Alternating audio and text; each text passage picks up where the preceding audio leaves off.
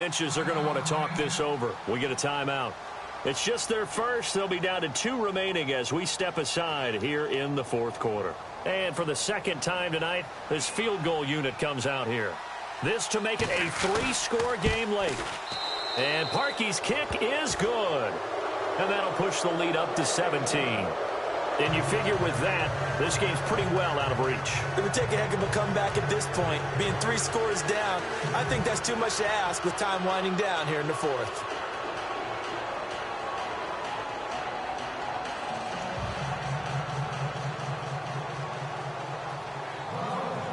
Parkey now following the made field goal to kick this one off. This is fielded a couple yards deep.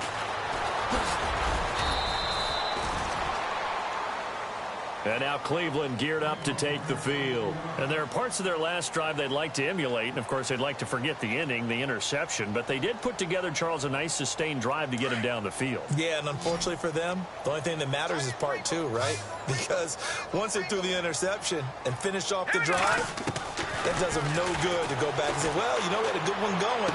Finish things off. That's the only way you can get it done. Throwing the out route incomplete. It's Gordon. 14 yards, and it's a Cleveland first down. Decent start to the drive, but let's face it, they need a lot of things to go right in a short amount of time, down 3 scores. Yeah, they're going to run their 2-minute offense here in this game, but this is for future games. Can they get better and be ready for the next time, hopefully with a chance to win? A good first down call as the screen play gets them 9. For a second there, I thought that might break big. Screen pass, looked like it was coming together, looked like there was an opening. Still, ended up with a solid game.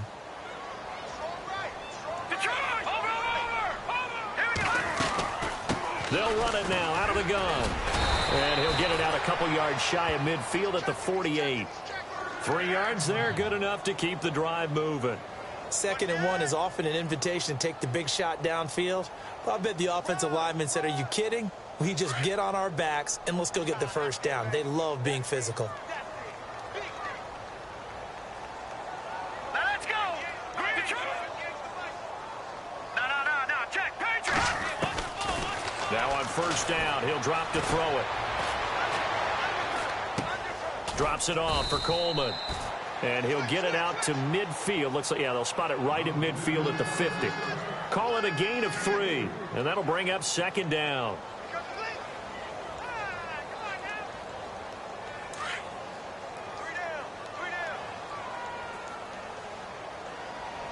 Here we go now.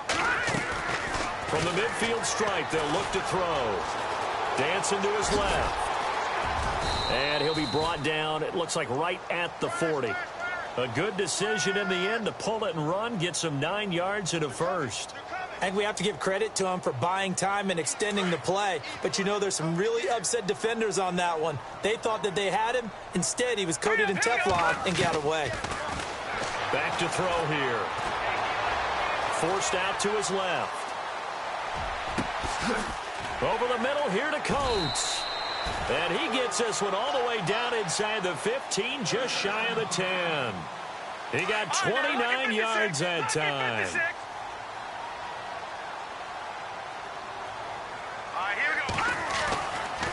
They'll look to throw here on first down.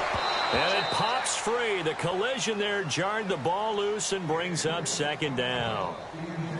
It's a lot of contact going on there, and in the end, unable to keep 2 hands on the football and bring it into his body.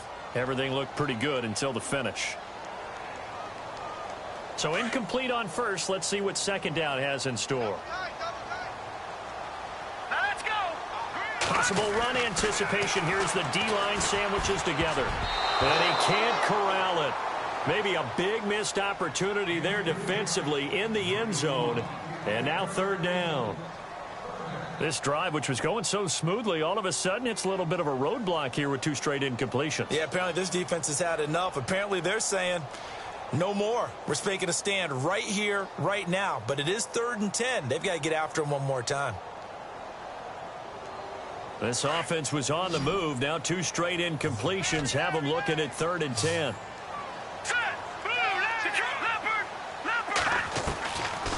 They'll look to throw here. And he couldn't hang on to it through the contact. Incomplete. I think that was a good job there defensively. They did allow them to drive all the way downfield, but once they got their backs to the goal line, they really turned up the pressure. Yeah, they let them get all the way down here. Now the field shrinks. They've struggled to convert, and that last incompletion brings up fourth. Their already slim hopes are going to ride on this one. They'll go on fourth down. All right, now, look at 56. Hurry up, here we go.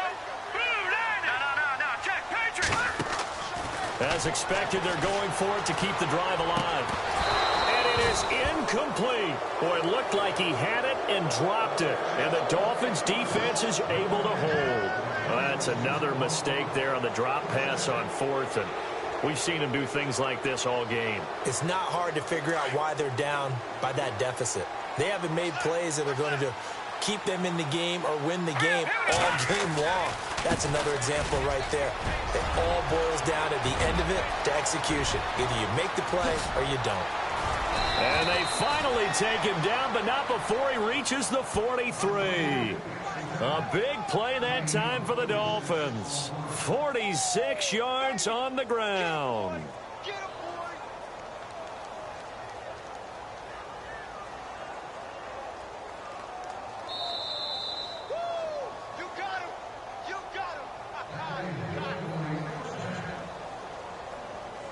Time for a break.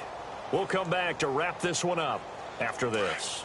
Offense comes to the line now, 1st and 10.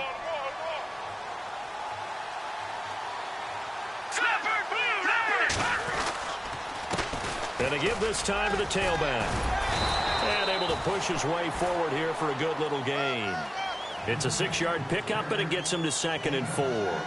Good gain there on 1st down. It keeps him in a running situation, probably. They did everything right on that play, didn't they? They got the leverage up front, good blocking, nice hole for him, ends up picking up nice yardage, stays in bounds to keep the clock rolling. They are in charge of this scenario right now. They want to stay that way. And not in any rush offensively.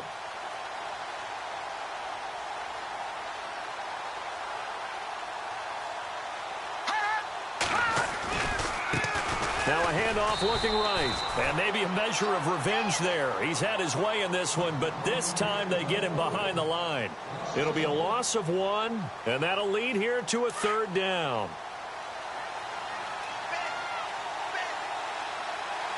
Here we go now.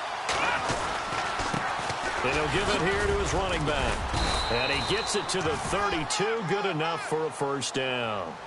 It's a pickup of 6 and good enough to move the chains. Do my eyes deceive me, or is he getting stronger as this game moves along? Burst seems just as good here in the 4th as it was way back in the 1st, doesn't it? I do believe someone put a lot of time in the offseason and continues to condition during the season in order to continue to carry the ball at this rate. Well, Charles, it's one thing to win. It's another thing to win and put up the amount of points that they did. Boy, were they clicking on offense. They can't help but feel great about themselves, can they? I mean, what a game to put up that number of points, continually feel like they're moving the ball and things are working and clicking. They think that they can bottle this and carry it with them. And as an offensive coordinator, you just don't think you can do anything wrong. Whatever you call, run, pass, it's all going to work. That's called being in the zone. So for the Dolphins, they remain as hot as anyone, 6-0 now through the first month and a half. And they'll be able to enjoy this one through the bye week before they get back at it again. Meanwhile, for the Browns, the loss here will move them back to 500 at 3-3. And now they'll head to the bye week as they'll be back in action in Week 8.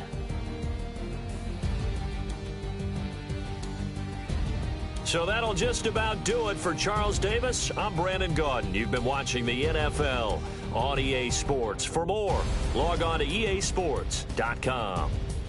With that, we say good night from Cleveland.